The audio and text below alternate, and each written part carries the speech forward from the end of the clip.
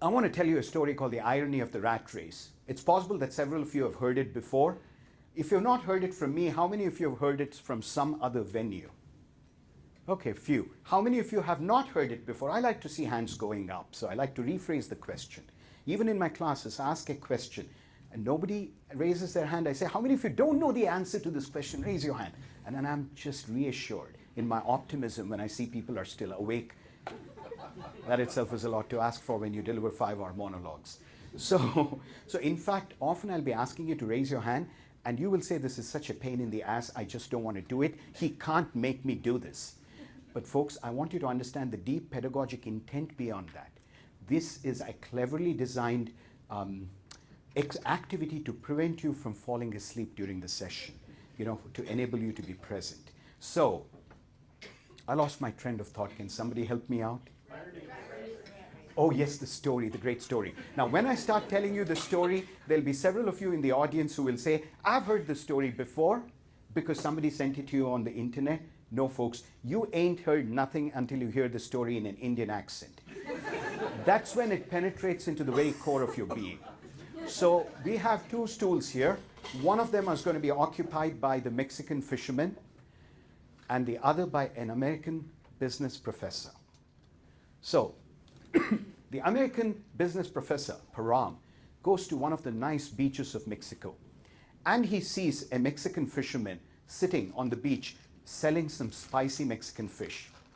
Param is delighted. He gives the fisherman a few pesos and asks him, how long did it take you to catch this fish? Because he tastes the fish, he loves the taste of it. He says, it's such great fish. How long did it take you to catch the fish? The American businessman asks the fisherman. The fisherman says, me? It took me about an hour. So the American is a little puzzled. He says, it took you just an hour to catch the fish? What do you do for the rest of your day? And the Mexican fisherman says, I have a full life. I sleep until about 10 a.m. in the morning. And then I wake up, I go catch the fish for about an hour. And then I come to this beach where there are tourists from all over the world. And I sell the fish to them and have some interesting conversations. And after that, it's time to go home and take a siesta with my wife. So I head home and we have lunch and then I nap till about 2 p.m. in the afternoon when the kids are home from school. And when they come back from school, I have the best time of my life because we play hide and seek for 3 hours. We collect all the kids in the neighborhood and we bring them to the people's houses and we run up and down the street playing hide and seek for 3 hours. It's one of the most exhilarating times of my day. And then it's about 5 o'clock, we are exhausted. What I do is I head home, I pick up my guitar and I go over to the marketplace where I sing to the people there. Bésame, bésame mucho. And an audience gathers around me. And then after that, the tempo of the music improves. We have a few margaritas and then I dance some salsa and some merengue and some bachata. And then I go home, read stories to my children and have a spectacular day. That's what my life looks like. How about yours? Well, the American business professor is appalled. He says, you spend only 1 hour of a 24-hour period or 2 hours at the most in productive economic activity, 1 hour catching the fish and 1 hour selling the fish. We work 18-hour days in the United States and you work just 2 hours? There's something terribly wrong. Guess what? I am a management professor from Baldwin-Wallace University in Berea, Ohio, and I can improve your life. So the fisherman is curious. He says, what do you suggest? I'm open to it. So the American management professor continues. He says, if you can fish for 5 hours every day, the Mexican fisherman is appalled. He says, why would I do that? Why would I fish for 5 hours every day? The American management professor explains, you'll have 5 times the amount of profit. If you make 5 times the amount of profit, but the fisherman says, I won't be able to sell that volume of fish. I just have, the American management professor explains, you have to be strategic. Hire people who will sell the fish at 5 points on the beach. You'll multiply your sales by 5 times. Really, says the Mexican fisherman, kind of makes sense to me. What do you think will happen after that? The American management professor pulls out a calculator, punches in some numbers, does the math and tells him, if you were to do that relentlessly for 5 years, you'll have enough in savings and capital formation to be able to invest in a mechanized fishing trawler. So the Mexican fisherman says, oh, you mean one of those boats that goes grrrr, disturbing the peace of the water in the neighborhood? Yes, says the management professor. But you also have to understand that you will increase your fish catching productivity 25 times over what you catch in your dinky kayak now. So the Mexican fisherman is puzzled. He says, but 25 times the amount of fish, how would I ever be able to sell that quantum of fish? There'll be piles of fish rotting here. I should have known better than to get an advice from a PhD in management, where PhD stands for permanent head damage. I should have listened to myself. No, says the management professor. That's when you start practicing the principles of strategic management. You set up a food processing plant and you can the fish, you apply the preservatives, and then you export the fish to New Zealand, Australia, Asia, Europe, Africa, all over the world. You become the CEO of a global food processing giant. Really, says the Mexican fisherman, enticed by all of this. He says, what would happen after that? Well, after that, continues the management professor, you can move out of this tiny Mexican village where nothing interesting ever happens, and you can move to a big city like San Francisco or Los Angeles, from where you can direct a huge global enterprise, and you can hire students from RBY's class who can do their internships and do their work for the company. What would happen after that, asks the Mexican fisherman, intrigued. Then, says the management professor, then you move to New York City. Your whole company will be run by professional managers. In New York City, you can just invest in the stock market and make millions of dollars. Really, says the Mexican fisherman, what would happen after that? Then, says the American management professor, that's when you can start living your life. That's when you can walk away from this insanity. You can retire into a tiny Mexican village and you can sleep until about 10 a.m. in the morning. You can wake up, go catch fish for just about an hour, sell the fish for another hour, and then you can take a siesta with your wife, and then you can play hide and seek for 3 hours, and then take your guitar and sing Abrazame to the people in the town square, and then you can sleep peacefully. That's when you can really start living your life. Folks, appropriately, the story is called The Irony of the Rat Race. How many of you were paying enough attention to at least catch the irony? Thank you for paying attention, folks. And how many of you can see discernible parallels between the waiting for Godot syndrome and the irony of the rat race? What's common to both those? Anybody? Everything's better tomorrow. There's a ladder of success, and you need to climb that ladder of success, because once you're at the end of it, there's a pot of gold, of happiness waiting for you. Never mind, often we find that the damn ladder was leaning against the wrong wall itself, right? And at other times, you climb the ladder only to be confronted with another ladder that you have to climb. Modern life has become so complicated. It's about do this so that you can do that, and then you do that, and then you do that, and eventually you'll be happy. Now, the story is compelling, but how many of you would agree that a part of you craves for the respectability and the wealth of the American businessman?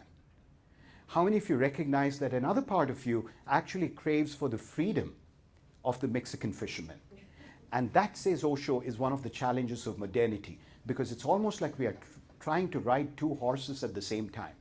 And as you can imagine, the consequences of that are pretty painful. Now, the irony of the rat race would suggest that we are living in a world where there are many different kinds of cultures, each with their own vision of what life is about.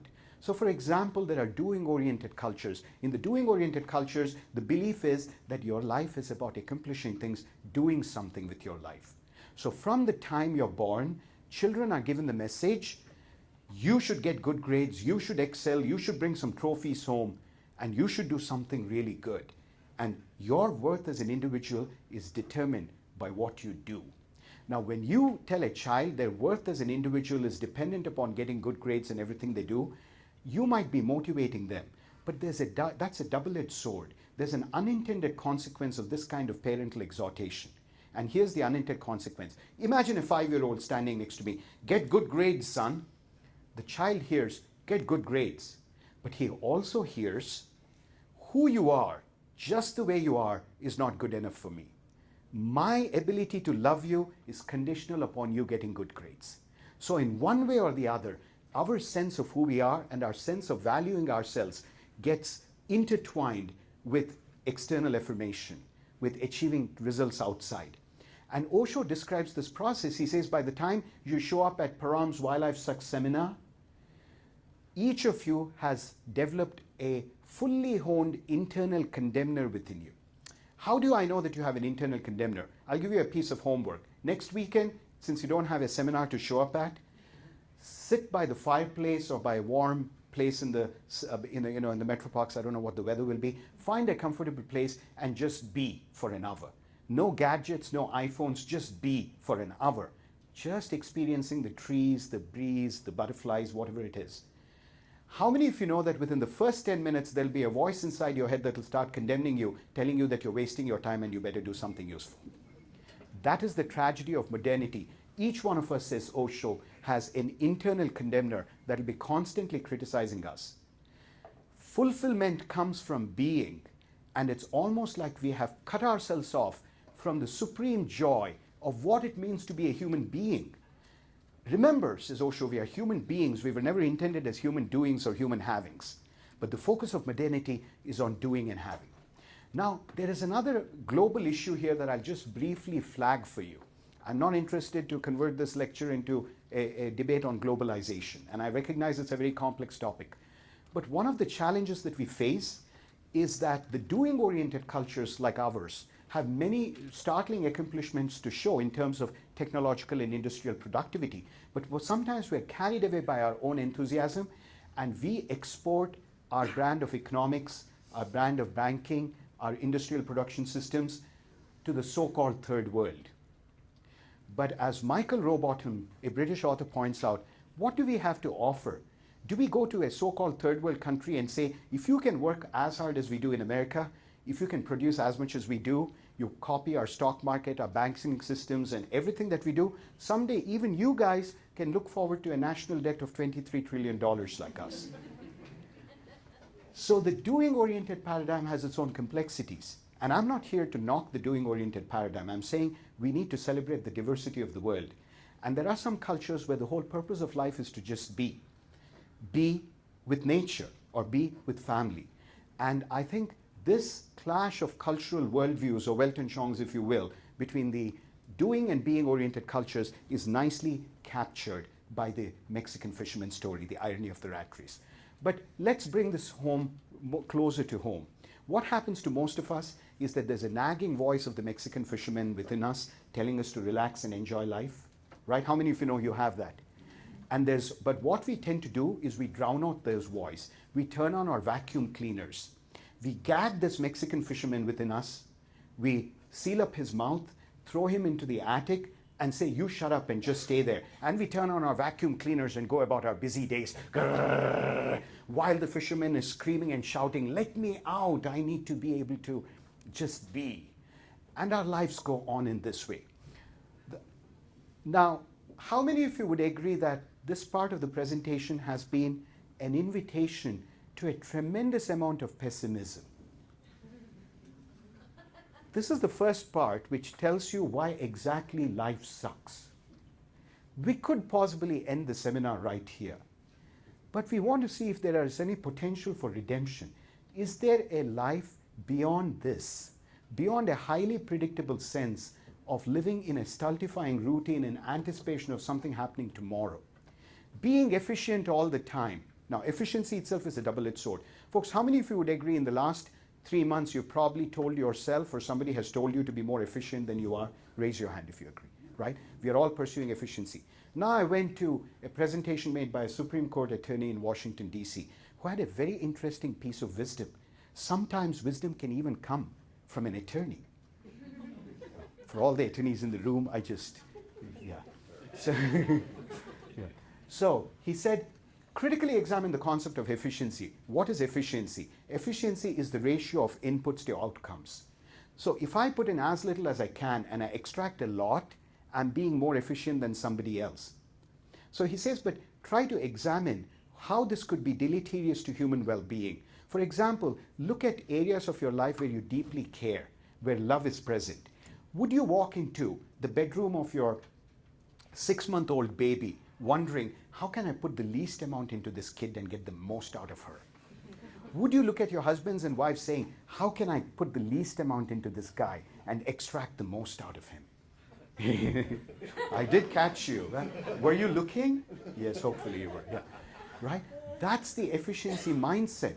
And what the Supreme Court attorney was cautioning us is that in areas of life where you care, where love is present, you probably don't want to be efficient.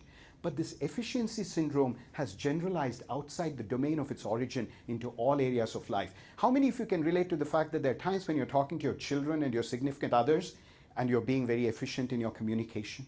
Rather than just being with them, celebrating the moment, celebrating the relationship, celebrating the fragrance of love, right? So we fall into this trap of efficiency and we are going about.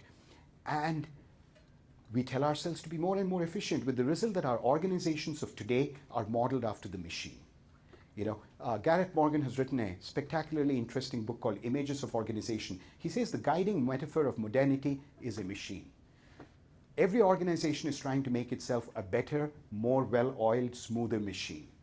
Every society is trying to become more machine-like, more automatic. But there's a loss because we lose the quality of awareness. We lose the quality of being in the present, of celebrating the miracle of each movement, of relationships, of being fully present to each other. And we fall into this trap.